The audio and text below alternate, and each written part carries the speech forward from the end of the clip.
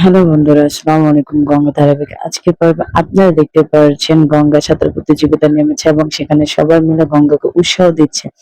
অর্জুন বারবার গঙ্গাকে বলছে যে তুমি পারবে পারবে তুমি করো। তখন অহনা তখন মনে মনে বলছিল এবারে হলো না, গঙ্গার সাথে আমার প্রতিশোধ।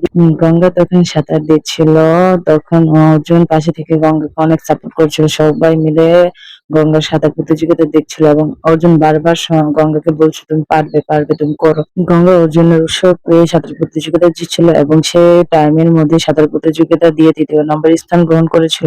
তখন অর্জুন দৌড়ে এসে গঙ্গার হাত ধরে পানি থেকে উঠালো এবং খুশিতে তারা লাফালাফি করছিল সবাই মিলে।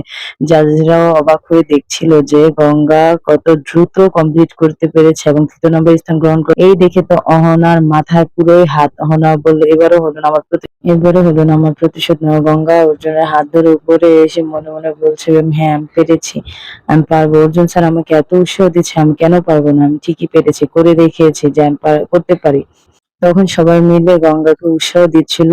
আর এই স্টেডিয়ামের মাধ্যমে সাঁতার প্রতিযোগিতায় তারা অংশগ্রহণ করেছিল। গঙ্গা ৩য় নম্বর স্থান গ্রহণ করায় সেখানে অহনা জাজেস ছিল। অহনা সবাইকে যখন মেডেল পরিয়ে দিচ্ছে, গঙ্গাকে পরিয়ে দেওয়ার সময় অহনার মুখটা ফ্যাকাশে হয়ে গেছে আর সবাই মিলে গঙ্গাকে উৎসাহ দিচ্ছিল যে মেডেল পাওয়ার কারণে।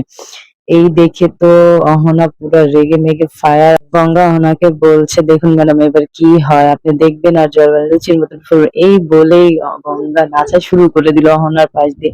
এবার দৌড়ে অর্জুনের কাছে গিয়ে অর্জুনকে মেডেলটা পরিয়ে দেবে এবং বললো স্যার খুশিতে আপনাকে পরিয়ে দিয়েছি। এই বলে তো খুশিতে গঙ্গা নাচতে শুরু করলো। ওর খুশি থেকে সকলে অনেক খুশি হলো। গঙ্গা মেডেলটা ওদের হাতে দিয়ে এখান থেকে চলে যায় আর অর্জুন এখন চুপ করে আমার কথা শুনো, ওখানে গিয়ে কোনো লাফালাফি ওরা যা বলে তার উত্তর দিবে আর চুপচাপ শুনবেন। তখন উনি মনে মনে বলছিল গঙ্গা অনেক খুশি আছে। গঙ্গা তখন ভিতরে যায়, একে একে সবাইকে বলা হয় ৩ জন ৩ ডিপার্টমেন্টে চাকরি পাবেন। তখন গঙ্গা মনে মনে বলে ভগবান আমি যেন পুলিশ ডিপার্টমেন্টে চাকরি পাই। তখন সবাইকে বলা হলো যে সকলকে একটা করে চিরকুট দেওয়া হবে, সেখানে যেটা লেখা থাকবে ওই অনুযায়ী তাদের চাকরি হবে।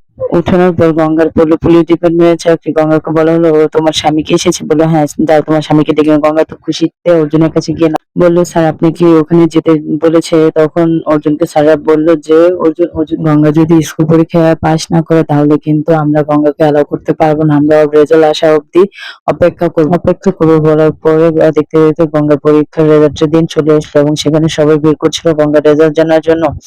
এই তখনই হলো বিপত্তি।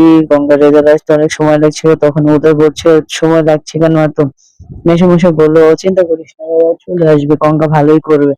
যখন রেজাল্ট আসলো তখন দেখতে পেলাম যে কিন্তু অর্জুনের অনেক চিন্তা হচ্ছিল গঙ্গা কি করবে। সবাই এ নিয়ে চিন্তা করছিল যে গঙ্গার রেজাল্ট কি আসবে। সবাই গঙ্গার রেজাল্ট নিয়ে গঙ্গা মনে অবশ্য তুমি দেখো আমার পরীক্ষা যেন ভালো হয়, আমি যেন ভালো রেজাল্ট করতে পারি এবং পুলিশের চাকরিটা পেয়ে যাই।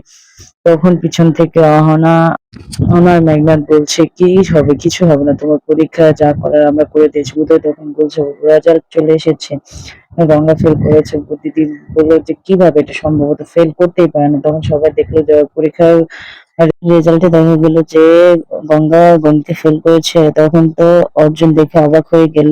গঙ্গা বলছে আমি তো ফেল করতেই পারি না, আমি খুব ভালো পরীক্ষা দিয়েছি, আমি তো দিদিভাইকে বলেছি যে আমার পরীক্ষা খুব ভালো হয়েছে। তখন অর্জুন পিছনে দেখলো মেঘনাদ আর অহনা মনে মনে মুচকি হাসছে। দেখে তো অর্জুনের মাথা পুরো গরম হয়ে যায় এবং মেঘনাদ আর অহনা মিলে ছদ্মবেশ করে মাস্টারমশাইয়ের বাড়ি গিয়ে তার বউকে বিদেশের টিকেটের লোভ দেখিয়ে এই কাজটি করেছে। তার পরীক্ষার খাতা থেকে ওর পেজ ছিঁড়ে নিয়ে আগুনে পুড়িয়ে দিল মেঘনাদ। এই দেখে অহনা দেখছিল এবং অহনা বারবার তার বউকে উৎসাহিত করছিল। তখন অহনা বারবার গঙ্গাকে পরীক্ষা ফেল করছে বলে অনেক কথা শোনালো।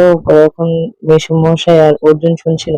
মেঘনাদ তখন মাঝখান দিয়ে বলল তুমি এত কথা কেন বলছো? এই জন্য তো তোমাকে সবাই খারাপ মাইন্ডের মনে করে।